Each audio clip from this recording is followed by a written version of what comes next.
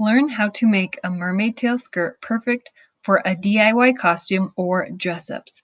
Like this video and follow my channel for more costume ideas.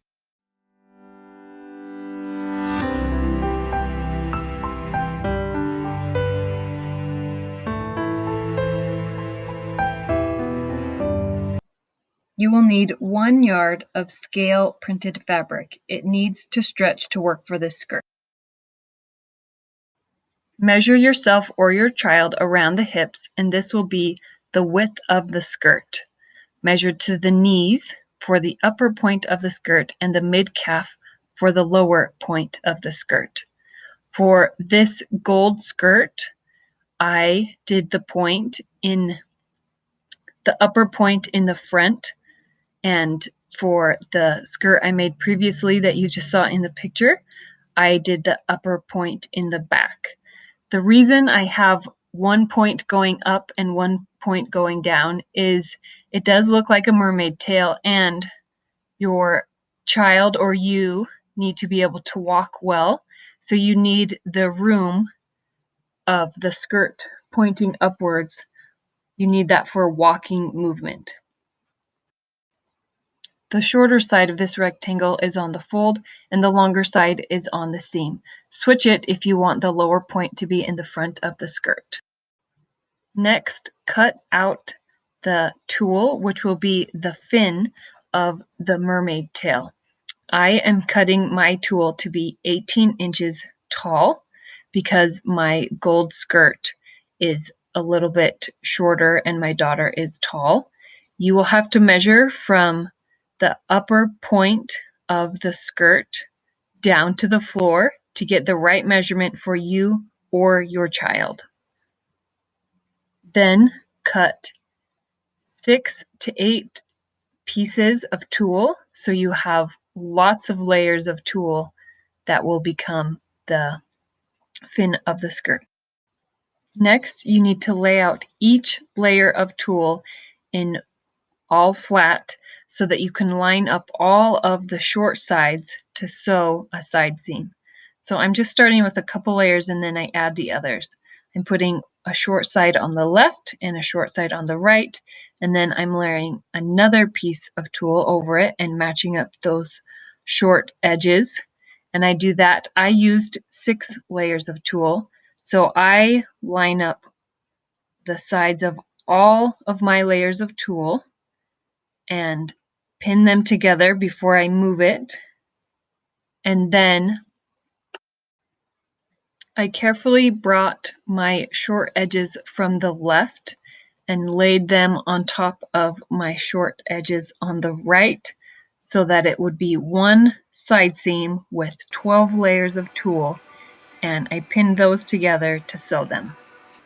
With all of those 12 layers together, I sewed them with a straight stitch in my sewing machine. I did a deep seam allowance. I did 5/8 of an inch seam allowance because I wanted to make sure I caught all of those layers, and if any of those layers were shifting, I wanted to make sure it was still in the seam allowance so I wouldn't have to sew it again.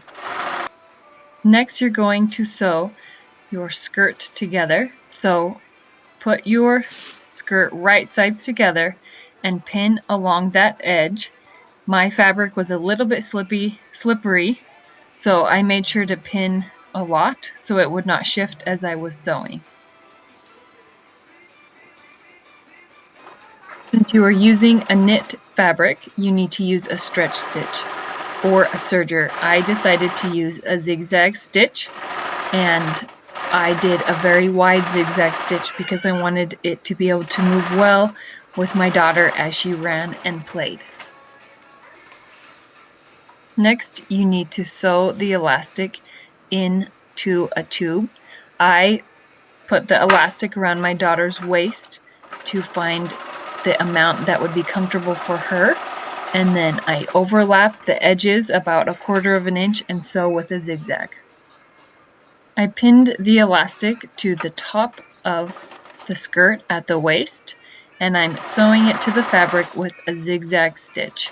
I like to start with the elastic pinned in one spot, and then I distribute the elastic evenly onto the fabric. Usually the fabric is larger than the elastic and you need to stretch the elastic to fit the fabric. Now I'm going to fold the elastic over and sew it down so that the elastic is fully enclosed in the fabric. You need to pull the fabric to match the amount of the elastic and sew with a zigzag so that it still stretches when you put it on and off.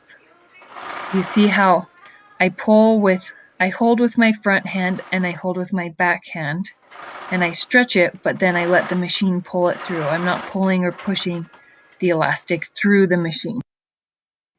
Next, you're going to sew a basting stitch along the top of the tulle. This will be how you gather it to fit the skirt. I decided to not pin it all because I had so much tulle to work with, and I just slowly adjusted it about 6 to 8 inches, put all the pieces in the right place, and then I would sew it along and then do the next section. You can alternatively, you can take the tulle and pin it all along the top so all the edges are together, but there is so much tulle. It's just a lot of tulle and kind of hard to work with no matter what you're doing. When I got to the end, I found that some of my tulle had stretched and some of it had not stretched, so I had to add a couple of pleats just right at near the seam, and it's okay. Nobody can tell if I made this little mistake. No one's going to look close when they look at it. Once you have your basting stitch sewn, you will carefully gather the tulle.